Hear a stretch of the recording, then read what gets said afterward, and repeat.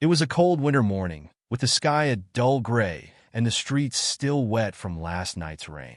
The city was waking up, and people were rushing by in thick coats, heading to work and school.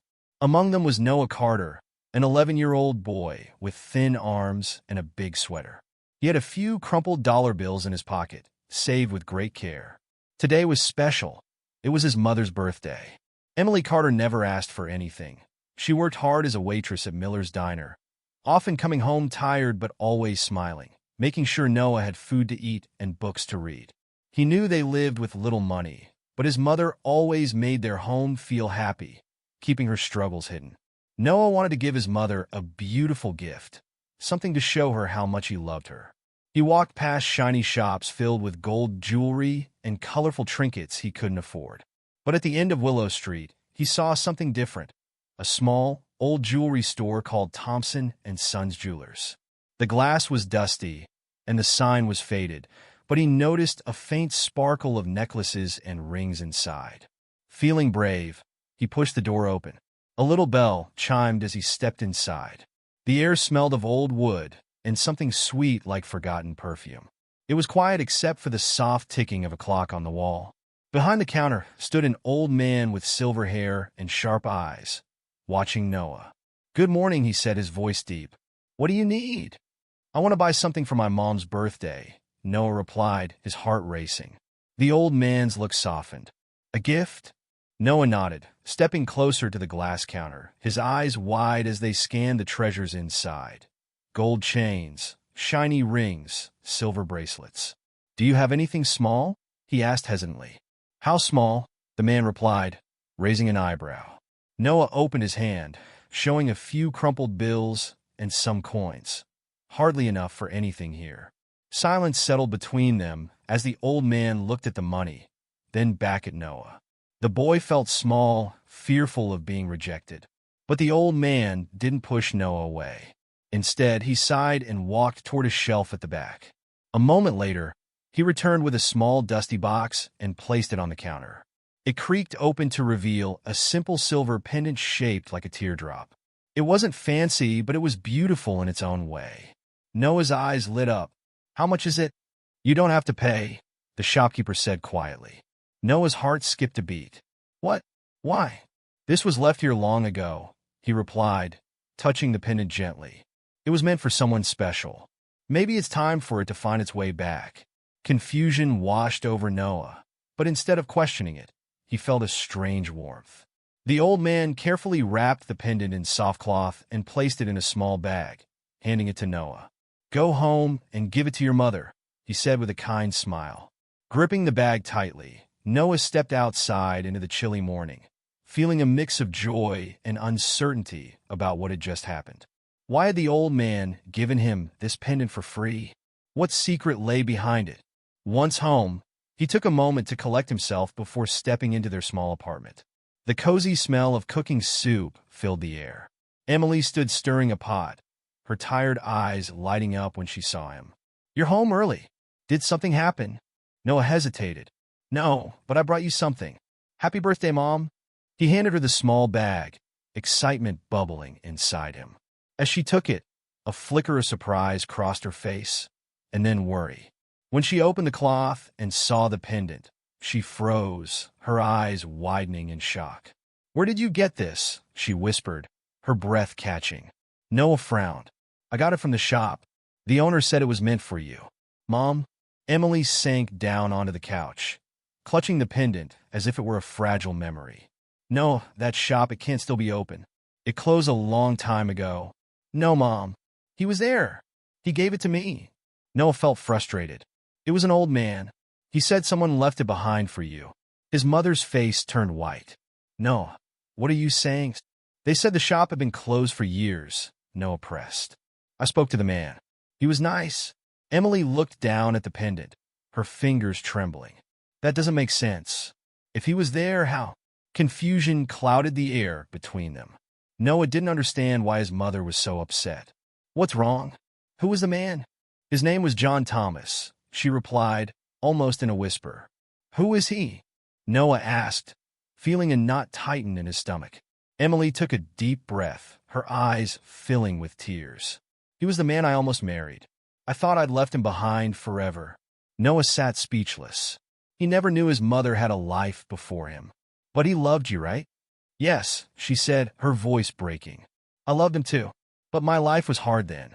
I thought I was protecting him by leaving. Feeling lost, Noah remembered the old man's words. But he wanted to give this to you. It was meant for you. Emily pressed her hand over her mouth, tears spilling down her face. I thought I was saving him, but maybe I only made things worse. Silence filled the room as they both searched for answers. Noah stayed awake that night, thinking about the pendant and the pain in his mother's eyes. Why had she kept this secret for so long? The next morning he needed answers. He slipped out early and hurried back to the jewelry store. But when he arrived, the door was locked and the windows were dark. He stared at the old shop, panic rising in his chest. It can't be closed. I was just here, he muttered. He pressed his face against the dusty window, looking inside. The shop was filled with jewelry, but something felt very wrong. It seemed as if no one had been there in years. Just then, he noticed an elderly woman sitting across the street. Deciding he had nothing to lose, he approached her. "Excuse me, ma'am," he said. "Do you know what happened to Thompson and Sons jewelry?" The woman frowned, staring at him as if searching for recognition. "That shop," she said slowly. "It's been closed for nearly 15 years. Noah's heart pounded. 15 years? But I was just inside. The owner gave me a pendant," he cried, his voice shaking. The woman's expression softened, but she shook her head. "No, child. You must be mistaken. Mr. Thomas passed away a long time ago."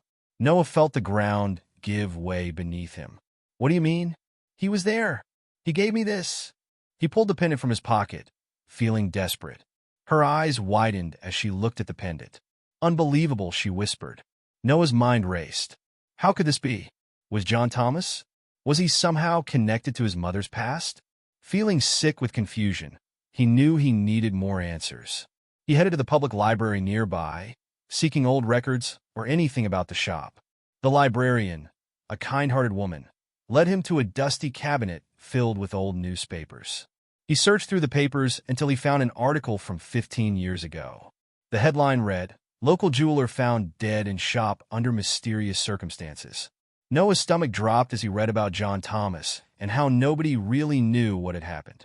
Suddenly it clicked. "Mom," he murmured as he stumbled out of the library. She had known him. She had a history with him. He needed to confront her again. Back home, Noah found Emily staring blankly at the wall. "Mom," he said, stepping forward. "I found something." "Is it about the pendant?" she asked, her voice trembling. "No, it's much more." Noah took a deep breath. "I know who John Thomas is. He was mentioned in the newspaper. He died alone in that shop." Emily's face paled, her hands trembling. "What? No, that can't be. It was real, Mom. He waited for you. I saw him. He gave me this pendant to bring to you," he explained. "He might still be watching over you." Tears filled Emily's eyes. "I should have gone back," she whispered. "After all these years." "No," Noah said firmly. "You don't have to carry that anymore." Finally, Emily sank to her knees, all the weight they had both carried crashing down. "I thought I was protecting him. I never knew he was waiting for me." Noah was overwhelmed by emotions, unsure of how to help. "It's not too late," he said gently. "We should find out more about him." That night, as they sat together in silence, a strange feeling filled the room. It was as if the air shimmered with hope. Noah couldn't shake the thought that their lives had changed forever. The next morning was different. With renewed determination, Emily suggested they visit the old jewelry shop once more. "I feel like we need to finish this," she said. When they arrived, Noah felt a chill run down his spine. The shop was still empty and abandoned, but as Emily pushed the door open, it creaked eerily. The air felt heavy, yet there was a glimmer of light hidden within the shadows. "What if he's really here?" Noah whispered as they stepped inside. Emily nodded, her eyes scanning the room. "This is where it all began, Noah." They walked to the old desk where John used to sit, and Emily noticed something. A sealed letter rested there, untouched by time, addressed to her. "Oh my gosh," she gasped, picking it up with shaking hands. Noah watched closely as she opened it and began to read. My Emily, if you are reading this, then you found your way back to me. I always hoped you would. Time may have torn us apart, but if you still have a piece of you that remembers my love, then know it never faded. I waited for you always, but let go of that pain. Tears streamed down Emily's face as Noah felt the warmth of connection swell in the room. He loved you, he whispered, and knew understanding in his heart. With that, they sensed a shift in the air around them, almost like a hug from the past. The shop, though empty, felt alive with the spirit of love. What Noah didn't expect was a sudden breeze sweeping through the store, swirling around them. "Mom!" he exclaimed, fear and thrill mixing. Emily looked around, and for a fleeting moment, they both thought they saw the outline of a man standing in the doorway, a silhouette of John Thomas, smiling warmly at them. But as quickly as he appeared, he vanished. "What was that?" Noah whispered, his voice shaky. "I think," Emily started, her heart swelling with hope. "I think he's saying goodbye." With tears of pain and joy, Emily clutched the letter and pinned it tightly.